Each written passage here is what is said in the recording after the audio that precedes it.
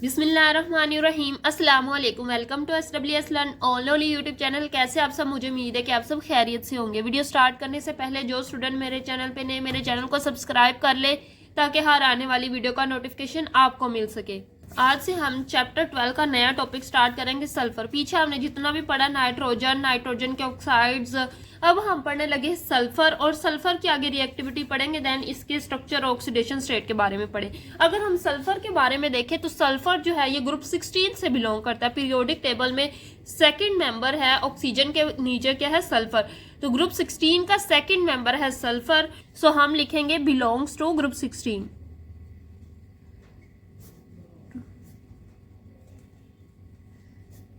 अब जो ग्रुप 16 है उसका स्पेशल नाम है, जैसे ग्रुप 17 है उसको हम क्या कहते हैं? हैलोजिन। इसी तरह ग्रुप 16 जो है इसका भी स्पेसिफिक नाम है चैल्कोजेंस। ये हमने फर्स्ट चैप्टर में पढ़ा था, चैल्कोजेंस फैमिली। अब हम आते हैं सल्फर की रिएक्टिविटी की तरफ। अगर हम देखें तो सल्फर किस ग्रुप से बिलोंग करता है? ऑक्सीजन वाले ग्रुप से। तो हम क्या देखते हैं? ऑक्सीजन जो है वो डबल बॉन्ड ऑक्सीजन इस तरह होता है, ऑक्सीजन डबल बॉन्ड मिलाता है, लेकिन सल्फर ऐसा नहीं करता। सल्फर हमेशा सिंगल बॉन्ड ही बनाता है। ऐसा क्यों? अगर हम देखें तो ऑक्सीजन में डबल बॉन्ड कैसे बनता है? एक ऑक्सीजन एक ऑक्सीजन, इनके अनहिब्रिडाइज्ड ऑर्बिटल आपस में ओवरलैपिंग करते हैं और ऑक्सीजन के दरमियान डबल बॉन्ड की फॉर्मेशन होती है, लेकिन सल्फर में ऐसा नहीं होता। जो ऑर्बिटल्स होते हैं उनके दरमियान ओवरलैपिंग अच्छी नहीं होती, इसलिए जो डबल बॉन्ड है पाई बॉन्ड उसकी फॉर्मेशन सल्फर में नहीं होती। सो डबल बॉन्ड क्यों नहीं बनता? Due to poor overlapping. इसमें जो ये ओवरलैपिंग है, साइड वे ओवरलैपिंग ऑक्सीजन में बहुत अच्छी होती है, इसलिए ऑक्सीजन डबल बॉन्ड ऑक्सीजन की फॉर्मेशन होती है। लेकिन अगर हम सल्फर की बात करें, एक सल्फर दूसरे सल्फर के साथ डबल बॉन्ड नहीं बना सकता क्योंकि इसमें पुअर ओवरलैपिंग होती है। पुअर ओवरलैपिंग होगी तो ऑब्वियसली बॉन्ड नहीं बनेगा। देन आते हैं, अगर ये सिंगल बॉन्ड बनाता है तो ये सिंगल बॉन्ड इस तरह बनाता है, sulphur single bond sulphur, single bond sulphur, single bond sulphur. यानी देखो एक सल्फर का देखो तो उसने बनाए दो बॉन्ड है, एक दूसरे सल्फर के साथ और एक पहले सल्फर के साथ। तो इसने क्या किया? दो सल्फर के साथ सिंगल बॉन्ड बनाया है। इसके भी दो बॉन्ड, एक और दो, लेकिन डबल बॉन्ड नहीं है, इस तरह नहीं है सल्फर डबल बॉन्ड सल्फर। इसने क्या किया? सिंगल बॉन्ड की फॉर्मेशन की है। अब ये जो प्रॉपर्टी है कि सल्फर जो है वो दूसरे सल्फर के साथ सिंगल बॉन्ड बना के एक लॉन्ग चेन स्ट्रक्चर बना सकता है, लार्ज स्ट्रक्चर बना सकता है, लार्ज मॉलिक्यूल कह सकते हैं, या हम कह सकते हैं कि इसने लार्ज एक स्ट्रक्चर बनाना है। ये जो प्रॉपर्टी है कि सल्फर जो है एक लार्ज मॉलिक्यूल बना सकता है आपस में सिंगल बॉन्ड बनाकर, उस प्रॉपर्टी को या उस प्रोसेस को हम कहते हैं कैटिनेशन। सल्फर का लार्ज मॉलिक्यूल बनाने की प्रॉपर्टी, सल्फर जो है वो सिंगल बॉन्ड सल्फर, इस तरह क्या सल्फर जो है आपस में सिंगल बॉन्ड के जरिए इतने ज्यादा सल्फर आपस में जुड़े होते हैं और एक लार्ज मॉलिक्यूल बन जाता है। इस प्रोसेस को हम कहते हैं कैटिनेशन। अगर हम एग्जाम्पल ले कोई जो आपकी बुक में दी गई सल्फर 8, ये जो है बिल्कुल एग्जैक्ट एग्जाम्पल है कैटिनेशन वाले की। अगर मैं देखूं तो सल्फर 8 किस तरह होता है? 1 2 3 4 5, ये जो सल्फर है इन्होंने आपस में सिंगल बॉन्ड बनाए। आगे 1 2 3, इन्होंने भी आपस में सिंगल बॉन्ड बनाए। तो बिल्कुल एक ये क्राउन यानी ताज की तरह का स्ट्रक्चर बना, इसलिए इसको कहते हैं crown like molecule. Crown like molecule. अगर देखें तो इसमें सल्फर कितने हैं? 1 2 3 4 5 6 7 8 सल्फर है, और 8 सल्फर ने आपस में मिलकर एक ताज की तरह का स्ट्रक्चर बनाया है जिसको हम कहते हैं क्राउन लाइक मॉलिक्यूल। ये जो इसने स्ट्रक्चर बनाया है ये इसकी प्रॉपर्टी की वजह से स्ट्रक्चर बना है, कैटिनेशन की वजह से ये स्ट्रक्चर बना। अगर ये इनके दरमियान कैटिनेशन ना होती, एक सल्फर दूसरे सल्फर से सिंगल बॉन्ड, फिर अगला सल्फर सिंगल बॉन्ड, फिर अगला सल्फर, अगर ये प्रॉपर्टी ना होती तो ये मॉलिक्यूल कभी नहीं बन सकता था। तो कैटिनेशन प्रोसेस की वजह से ये क्राउन लाइक मॉलिक्यूल बने। आगे है सल्फर की ऑक्सीडेशन स्टेट। क्या है? सल्फर की ऑक्सीडेशन स्टेट करने से पहले हम सल्फर की इलेक्ट्रॉनिक कन्फिग्रेशन करते हैं। तो सल्फर में होते हैं 16 इलेक्ट्रॉन। अगर हम इसके इलेक्ट्रॉनिक कन्फिग्रेशन लिखे तो 1s2 2s2 2p6 कितने हो गए? 6 7 8 9 10, फिर कितने रह गए? 6 इलेक्ट्रॉन रह गए। तो 3s2 और 3p4। इस तरह होती है इसकी इलेक्ट्रॉनिक कन्फिग्रेशन। अगर हम देखें तो इतनी इलेक्ट्रॉनिक कन्फिग्रेशन जो है ये नियोन की होती है। नियोन में होते हैं 10 इलेक्ट्रॉन। तो अगर हम देखें तो 2, 2, 4 और 6 कितने हो गए 10 इलेक्ट्रॉन। तो नियोन के भी 10 इलेक्ट्रॉन होते हैं। तो इतनी इलेक्ट्रॉनिक कन्फिग्रेशन की जगह हम नियोन भी लिख सकते हैं। तो इधर आ जाएगा नियोन, बाकी क्या रह गया 3s2 और 3p4। सो जो थर्ड वैलेंस शेल है इसका वैलेंस शेल कौन सा है 3 वाला, क्योंकि इसके आखिरी शेल 3 में ही इलेक्ट्रॉन है, इसके अलावा कोई 4, 5 में इलेक्ट्रॉन नहीं है। सो इसका वैलेंस शेल 3 वाला है। ये इसका वैलेंस शेल। अगर हम इसकी ग्राउंड स्टेट बनाएं तो s में कितने हैं 2 इलेक्ट्रॉन, 3s में आगे 2 इलेक्ट्रॉन, इसके बाद 3p में कितने हैं 4, 1, 2, 3 और 4। अब देखो तो इसका 3s, 3p और 3p के बाद क्या आ सकता है 3d। तो 3d में कोई इलेक्ट्रॉन नहीं है, लेकिन हमने उसके ऑर्बिटल ड्रॉ किए। ठीक है, इसके 5 ऑर्बिटल होते हैं, d के 5 ऑर्बिटल होते, लेकिन इसमें अभी कोई इलेक्ट्रॉन नहीं है। यहां तक 16 इलेक्ट्रॉन कंप्लीट हो जाती। अब ये हमारे पास है सल्फर की ग्राउंड स्टेट। अब सल्फर की जो ऑक्सीडेशन स्टेट्स हैं जो आपकी बुक में दिखाई गई हैं वो है -2, 0, +2, +4 एंड +6। अब जो मोस्ट कॉमन है ना वो +4 एंड +6 है। ये दोनों ऑक्सीडेशन स्टेट जो है ये कॉमन ऑक्सीडेशन स्टेट है, कॉमन ऑक्सीडेशन स्टेट सल्फर की। अब ये जो कॉमन ऑक्सीडेशन स्टेट है ये क्यों है ये फर्दर हम पढ़ेंगे। अब हम देख लेते हैं -2 कब आती, 0 कब आती, +2 कब आती, +4 कब आती, +6 कब आती। -2 देखें तो वो होती है H2S मॉलिक्यूल में। यहाँ जो सल्फर है हर हाइड्रोजन से एक एक इलेक्ट्रॉन गेन करता है। तो 2 हाइड्रोजन है, दोनों हाइड्रोजन से 2 इलेक्ट्रॉन गेन करेगा। तो इलेक्ट्रॉन गेन करने की वजह से इसकी ऑक्सीडेशन स्टेट होगी -0 कब आएगी जब सल्फर अपने ही एलिमेंट के साथ बॉन्ड बनाएगा। ठीक है, अगर हम सल्फर का एलिमेंट ले ले जैसे कि सल्फर 8 है तो इसमें सारे सल्फर ही आपस में सबकी इलेक्ट्रोनेगेटिविटी सेम है, कोई किसी को इलेक्ट्रॉन देगा भी नहीं ना किसी से इलेक्ट्रॉन लेगा। तो इसमें जो है वो सल्फर की ऑक्सीडेशन स्टेट 0 होगी। अगर हम +2 की बात करें तो +2 कब होगी SCl2। ये क्या करेगा सल्फर क्लोरीन ज्यादा पावरफुल है तो ये सल्फर दोनों क्लोरीन को एक एक इलेक्ट्रॉन दे देगा। 2 क्लोरीन है, दोनों क्लोरीन को 2 अपने इलेक्ट्रॉन देगा। तो इसकी वजह से इसके +2 ऑक्सीडेशन स्टेट है। अगर हम बात करें +4 कब होती है तो SO2 में +4 होती है और SO3 में इसकी +6 ऑक्सीडेशन स्टेट होती है। SO2 और SO3 का हम फर्दर पढ़ेंगे। ये इसकी मोस्ट कॉमन ऑक्सीडेशन स्टेट कौन कौन सी है +4 एंड +6। सल्फर की इलेक्ट्रॉनिक कन्फिग्रेशन से भी पता चल जाता है। इलेक्ट्रॉनिक कन्फिग्रेशन में जितने अनपेयर्ड इलेक्ट्रॉन होंगे उतनी ही सल्फर की ऑक्सीडेशन स्टेट होगी। ऑक्सीडेशन स्टेट किससे डिटरमाइन की जा सकती है, किससे डिटरमाइन की जा सकती है, by unpair electron. Unpair electrons, जितने अनपेयर इलेक्ट्रॉन्स होंगे उतनी ही उसकी ऑक्सीडेशन स्टेट होगी। अब यहाँ देखो यहाँ कितने अनपेयर इलेक्ट्रॉन है, कहाँ सिंगल इलेक्ट्रॉन, एक यहाँ और एक यहाँ। तो इसके मुताबिक सल्फर की +2 ऑक्सीडेशन स्टेट है। अभी हमने सल्फर की ग्राउंड स्टेट के बारे में पढ़ा, 3s में 2 और 3p में 4 इलेक्ट्रॉन और d में 0। ये इसकी ग्राउंड स्टेट है यहाँ, यानी इलेक्ट्रॉन कहीं भी मूव करके नहीं गया, जिस ऑर्बिटल में मौजूद है उसी ऑर्बिटल में इलेक्ट्रॉन मौजूद है। अब अगर हम क्या करें, एक इलेक्ट्रॉन को उठा के एक्साइट करवा दे, यहां से इलेक्ट्रॉन मूव करवा दे 3d में, तो क्या होगा 3s में तो 2 ही इलेक्ट्रॉन है, एक इलेक्ट्रॉन यहां चला जाएगा, यहां वाला एक इलेक्ट्रॉन, तो यहां भी एक इलेक्ट्रॉन और बाकी भी सिंगल इलेक्ट्रॉन। अब कितने अनपेयर इलेक्ट्रॉन है, इसमें कितने अनपेयर इलेक्ट्रॉन है 1 2 3 4 अनपेयर इलेक्ट्रॉन है। तो हम लिखेंगे 4 अनपेयर्ड इलेक्ट्रॉन है इसमें, जिसकी वजह से इसकी ऑक्सीडेशन स्टेट क्या है +4। इसके ऑक्सीडेशन स्टेट अनपेयर इलेक्ट्रॉन जितने होंगे उतनी हमने बता दी इसकी ऑक्सीडेशन स्टेट है। सो अनपेयर इलेक्ट्रॉन्स भी हमें ऑक्सीडेशन स्टेट के बारे में बता दे। अगर मैं क्या करूं एक और एक्साइटेशन करवा दूं, एक और इलेक्ट्रॉन को यहां से उठा के यहां मूव करवा दूं, ये मैंने पहली एक्साइट करवाई तो इसलिए इसको कह दिया फर्स्ट एक्साइटेड स्टेट। अब मैं दूसरा एक और इलेक्ट्रॉन एक्साइट करवा रही हूँ तो ये सेकंड एक्साइटेड स्टेट किस तरह की बनेगी। अब यहाँ वाला एक इलेक्ट्रॉन इस डी में आ चुका है, तो इधर क्या है, एस में 1 रह जाएगा, बाकी भी क्या है 1 1।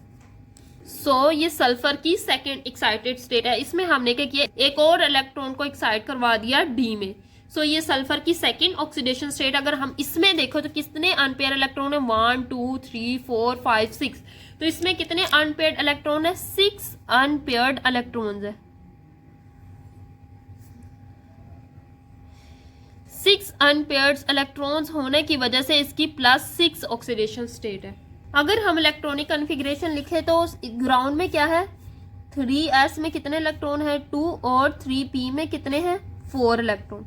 जिस तरह बनेगी 3s2 3p 4। अगर मैं इधर लिखूं तो इधर क्या क्या इलेक्ट्रॉन है, 3s 3p और 3d। अब देखो 3s में कितने हैं 2 इलेक्ट्रॉन, तो इधर लिख दूंगी 2। 3p में कितने इलेक्ट्रॉन है 1 2 3, तो 3p में मैं 3 लिख दूंगी। अब 3d में कितना इलेक्ट्रॉन है 1, तो वो 1 आ जाएगा। तो ये हो जाएगी फर्स्ट एक्साइटेड स्टेट की इलेक्ट्रॉनिक कॉन्फ़िगरेशन।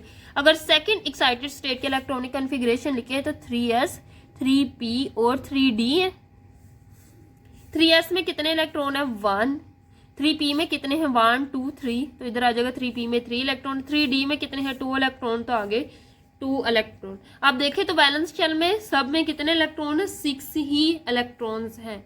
अब हम पढ़ लेते हैं SO2 और SO3 के बारे में पढ़ लेते हैं। ये हमारे पास सल्फर डाइऑक्साइड, ये सल्फर ट्राइऑक्साइड। ऑक्सीजन है, ऑक्सीजन की अगर हमें इलेक्ट्रॉनिक कॉन्फ़िगरेशन लिखूं तो ऑक्सीजन के इलेक्ट्रॉनिक कॉन्फ़िगरेशन है, ऑक्सीजन में होते हैं 8 इलेक्ट्रॉन, जिसकी इलेक्ट्रॉनिक कॉन्फ़िगरेशन होगी 1s2 2s2 2p4। 2 2 और 4 कितने होंगे 8 इलेक्ट्रॉन, तो ये इसके इलेक्ट्रॉनिक कॉन्फ़िगरेशन होगी। इसका वैलेंस शेल ये वाला है, तो इसका 2s और 2p है वैलेंस शेल, 2s और 2p। 2s में कितने इलेक्ट्रॉन 2 और 2p में कितने हैं 4, 1 2 3 4। इसके पास 2 अनपेयर्ड इलेक्ट्रॉन है, यानी ये 2 बॉन्ड बना सकते हैं। तो ऑक्सीजन ऑब्वियसली डबल बॉन्ड ही बनाता है। तो अब हम देखते हैं SO2 और SO3। हमने कहा SO2 में सल्फर की +4 ऑक्सीडेशन स्टेट होती, तो इस एक्साइटेड स्टेट में सल्फर जो है वो SO2 मॉलिक्यूल बना सकते हैं। किस तरह, अगर मैं देखूं सल्फर के पास से 4 अनपेयर्ड इलेक्ट्रॉन, तो सल्फर के पास से 4 अनपेयर्ड इलेक्ट्रॉन, जो ऑक्सीजन थे उनके पास 2 अनपेयर्ड इलेक्ट्रॉन थे, तो उन्होंने अपने इलेक्ट्रॉन यूज करते हुए आपस में डबल बॉन्ड बना लिया। अगर हम SO3 यानी सल्फर ट्राइऑक्साइड की बात करो तो उसमें जो सल्फर की ऑक्सीडेशन स्टेट होती है ना, वो होती है +6। किस तरह, सल्फर के पास होते हैं 6 इलेक्ट्रॉन अनपेयर, 1 2 3 4 5 6 अनपेयर्ड, तो लिखेंगे सल्फर के पास 6 अनपेयर्ड इलेक्ट्रॉन है। और 3 ऑक्सीजन है सल्फर ट्राइऑक्साइड में, तो 1 2 3। हर ऑक्सीजन के पास कितने अनपेयर्ड इलेक्ट्रॉन है 2 2, तो सबके पास आगे 2 इलेक्ट्रॉन। अब क्या होगा, बॉन्डिंग होगी। सल्फर जो है अपने 2 इलेक्ट्रॉन यूज करके ऑक्सीजन के साथ डबल बॉन्ड की फॉर्मेशन करेगा। सो इस तरह बनेगा सल्फर ट्राइऑक्साइड का बॉन्ड। सो SO3 यानी सल्फर ट्राइऑक्साइड में सल्फर की ऑक्सीडेशन स्टेट होती है +6। इसी तरह सल्फर डाइऑक्साइड में सल्फर की ऑक्सीडेशन स्टेट होती है +4। हमने अभी पीछे बात की रिएक्टिविटी ऑफ सल्फर, तो हमने कहा सल्फर डबल बॉन्ड नहीं बना सकता, तो ऑब्वियसली इसमें सल्फर ने क्या किया, ऑक्सीजन के साथ डबल बॉन्ड बनाया। सल्फर सल्फर के साथ डबल बॉन्ड नहीं बना सकता, लेकिन सल्फर ऑक्सीजन के साथ डबल बॉन्ड बना सकता है। सो आपने ये चीज क्लियर कर लेनी। पीछे जब हमने पढ़ा कि सल्फर डबल बॉन्ड नहीं बना सकता, वो बिल्कुल ठीक है कि सल्फर सल्फर के साथ डबल बॉन्ड नहीं बना सकता ड्यू टू पुअर ओवरलैपिंग। अब सल्फर की कुछ प्रॉपर्टीज है जो आपको याद करनी पड़ेगी। सल्फर का एटॉमिक नंबर होता है 16, यानी इसमें 16 प्रोटॉन होते हैं। सो इसका एटॉमिक नंबर 16 होता है और इसका एटॉमिक मास जो होता है वो 32.06 AMG होता है। अगर फिजिकल अपीयरेंस की बात करें तो ये सॉलिड होता है, सॉलिड येलो कलर होता है, आपको स्क्रीन पे नजर आ रहा होगा। इलेक्ट्रॉनिक कन्फिग्रेशन देखें तो अभी हमने पीछे इसके इलेक्ट्रॉनिक कन्फिग्रेशन देखी है। मेल्टिंग पॉइंट देखें, यानी इसको मेल्ट करने के लिए 113 सेल्सियस टेम्परेचर चाहिए। जब इसको मेल्ट करते हैं ये हनी येलो की तरह कलर देता है। इसी तरह इसका बॉइलिंग पॉइंट देखें, यानी इसको बॉयल करने के लिए जब हम इसको बॉयल करते हैं तो ये डार्क ब्राउन कलर का हो जाता है। इसका बॉइलिंग पॉइंट क्या है 445 सेल्सियस। अगर हम कोवलेंट रेडियस देखें, यानी किसी मॉलिक्यूल के साथ अगर इसने कोवलेंट बॉन्ड बनाया तो कोवलेंट रेडियस क्या होगा 104 पिकोमीटर। अगर हम आयोनिक रेडियस की बात करें, यानी सल्फर ने अगर किसी मॉलिक्यूल के साथ आयोनिक बॉन्ड बनाया है तो उसके लिए आयोनिक रेडियस का है 184 पिकोमीटर। अगर हम फर्स्ट आयोनाइजेशन एनर्जी देखें, यानी इसके वैलेंस शेल में से इलेक्ट्रॉन निकालने के लिए कितनी एनर्जी रिक्वायर्ड है, तो वो 1000 किलो जूल पर मोल। इलेक्ट्रोनेगेटिविटी देखिए, यानी इलेक्ट्रॉन ऐड करने के लिए, तो वो 2.5 किलो जूल पर मोल है। इसकी और कार्बन की इलेक्ट्रोनेगेटिविटी बिल्कुल बराबर होती, कार्बन की भी 2.5 होती। इलेक्ट्रॉन अफिनिटी देखें, यानी इसमें इलेक्ट्रॉन को ऐड करें तो कितनी एनर्जी रिलीज करता है, 200 किलो जूल पर मोल।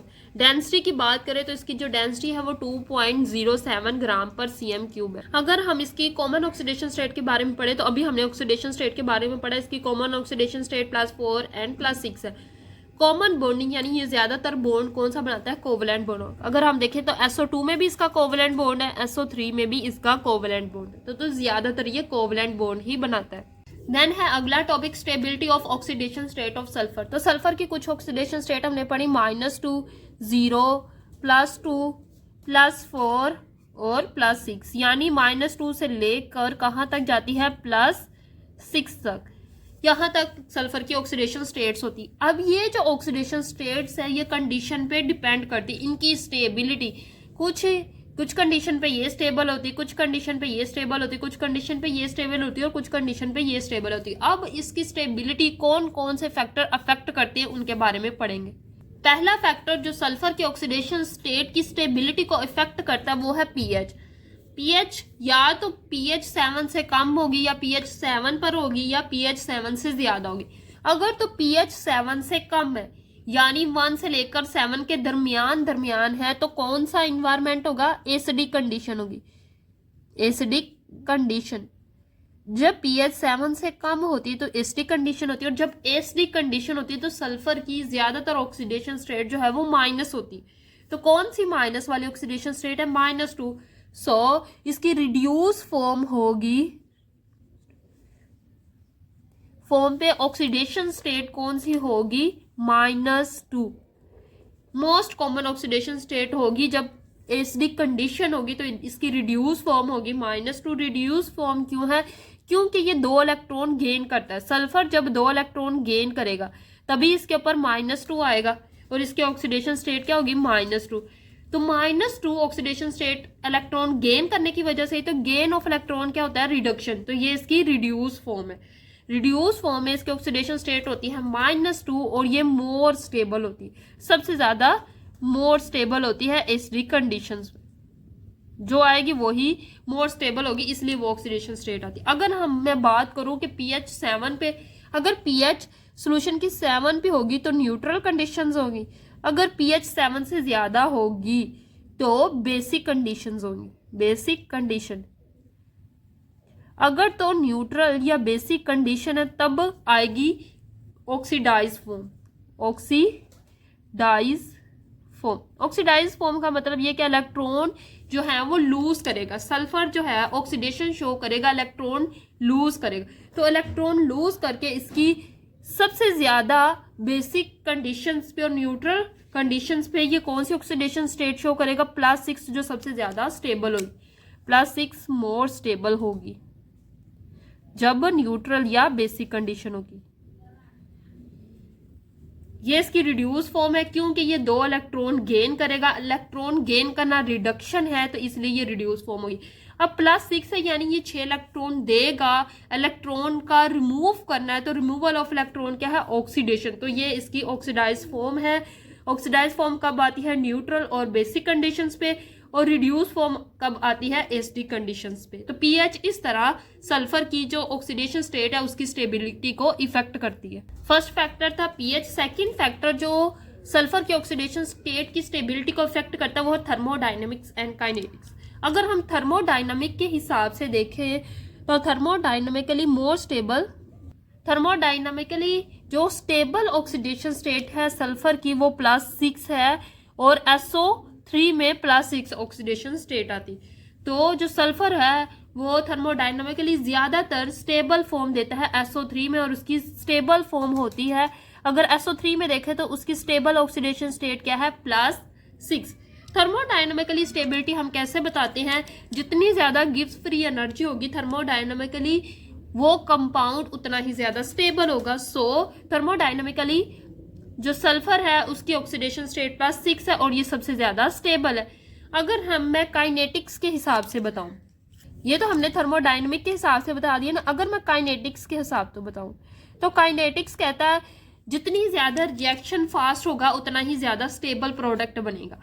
अब जो सल्फर है, सल्फर और ऑक्सीजन का आपस में बॉन्ड की फॉर्मेशन बहुत ज्यादा स्लो है, यानी सल्फर और ऑक्सीजन बड़ी आहिस्ता से आपस में बॉन्ड बनाते हैं। तो देखो SO3 में सल्फर ने कितने ऑक्सीजन के साथ बॉन्ड, कितने ऑक्सीजन ने सल्फर के साथ बॉन्ड बनाए, 3 ऑक्सीजन में। तो ये थोड़ा मुश्किल होता है, इसलिए जो मोस्ट फ्रीक्वेंट फॉर्म है वो SO2 है। SO2 थोड़ा इजी क्योंकि 2 ऑक्सीजन है सल्फर के साथ बनानी। तो SO3 जो है वो काइनेटिक्स लिमिट के लिए काइनेटिक्स कहता है कि SO3 में सल्फर ज्यादातर नहीं पाया जाता। क्यों? क्योंकि काइनेटिक्स कहती है कि SO3 में जो सल्फर और ऑक्सीजन इनका आपस में बॉन्ड बहुत स्लो होता है। तो ये कहता है सल्फर जो है प्रिवेंट करता है इस फॉर्म में आने से। लेकिन अगर काइनेटिक के हिसाब से देखें तो मोर फ्रीक्वेंट फॉर्म SO2 है।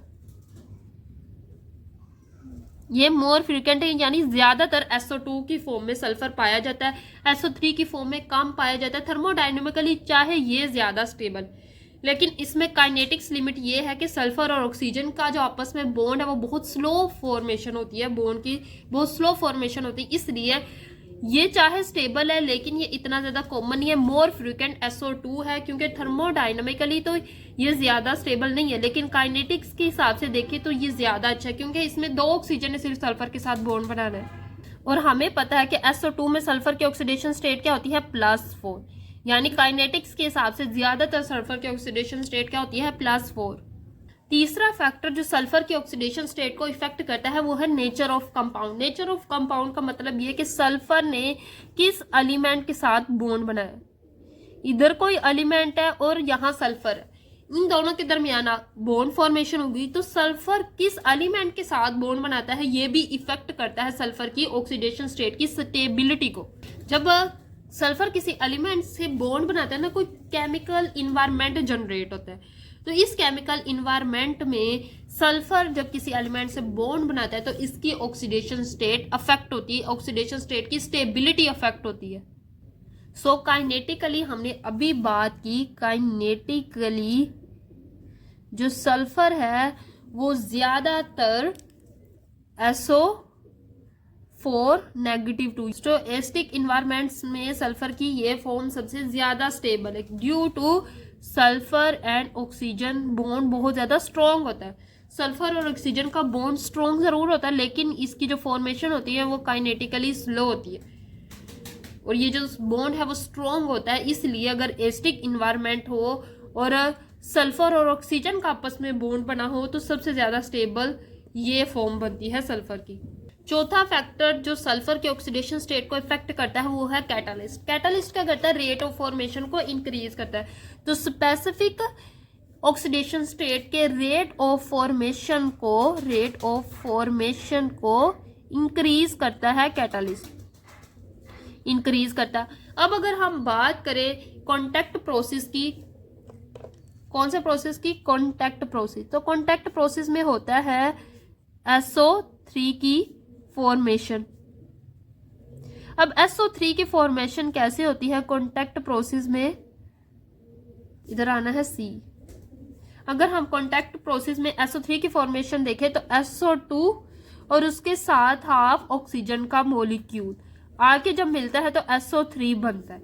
अब ये जो SO3 है इसका बनना विनेडियम, इसमें हमारे पास विनेडियम एज अ कैटालिस्ट यूज होता है, यानी वो इस प्रोसेस को सल्फर की इस फॉर्म से इस फॉर्म कन्वर्ट करने में रेट ऑफ फॉर्मेशन को ये इंक्रीज करता है। अब किस तरह, विनेडियम जो है वो V2O5 की फॉर्म में एज अ कैटालिस्ट यूज होता है। अगर मैं आपको बताऊं तो SO2 पहले क्या करता है, विनेडियम पेंटाऑक्साइड के साथ रिएक्ट करके SO3 यहाँ से एक ऑक्सीजन इधर मूव कर देता है और इधर विनेडियम टेट्राऑक्साइड बन जाता है। अब ये विनेडियम टेट्राऑक्साइड देन इस हाफ ऑक्सीजन के मॉलिक्यूल के साथ रिएक्ट करके देन विनेडियम हाफ ऑक्सीजन के मॉलिक्यूल के साथ रिएक्ट करके वनेडियम पेंटाऑक्साइड दोबारा से बनाता है। यानी ये पहले यूज हुआ सल्फर डाइऑक्साइड के, इसने क्या किया, सल्फर ट्राइऑक्साइड को जल्दी बना दिया, उसकी फॉर्मेशन को इंक्रीज कर दिया, रेट ऑफ फॉर्मेशन को इंक्रीज कर दिया। यानी इस +4 ऑक्सीडेशन स्टेट से उसने +6 ऑक्सीडेशन स्टेट पे ले गया। सो इसने क्या किया, ओवरऑल कॉन्टैक्ट प्रोसेस में SO3 की फॉर्मेशन को इंक्रीज कर दिया और इसने क्या किया, ऑक्सीडेशन स्टेट को इफेक्ट किया, +4 से +6 में कन्वर्ट हो गई। सो यहाँ जो विनेडियम कैटालिस्ट था उसने SO3 की फॉर्मेशन को इंक्रीज किया जिससे सल्फर की +6 ऑक्सीडेशन स्टेट आई। सो कैटालिस्ट भी सल्फर की ऑक्सीडेशन स्टेट की स्टेबिलिटी को इफेक्ट करता है। सो ये थी आज की वीडियो जिसमें हमने सल्फर की रिएक्टिविटी, उसके ऑक्सीडेशन स्टेट्स और ऑक्सीडेशन स्टेट पे कौन कौन से फैक्टर अफेक्ट करते हैं उनके बारे में पढ़ा। मुझे उम्मीद है कि हर चीज़ आपको क्लियर हो गई होगी। वीडियो अच्छी लगी तो वीडियो को लाइक करें और मज़ीद इसी तरह की वीडियोस के लिए मेरे चैनल को सब्सक्राइब करें। दुआ में ज़रूर याद रखिएगा। अल्लाह हाफिज़।